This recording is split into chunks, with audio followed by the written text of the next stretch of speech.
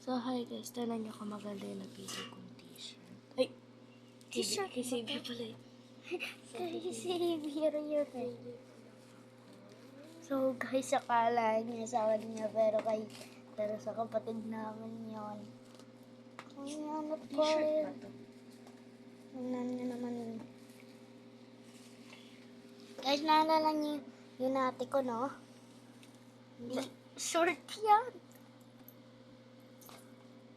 Eto nga. Palagi Maganda ba kagad to? yan. Maganda ba to?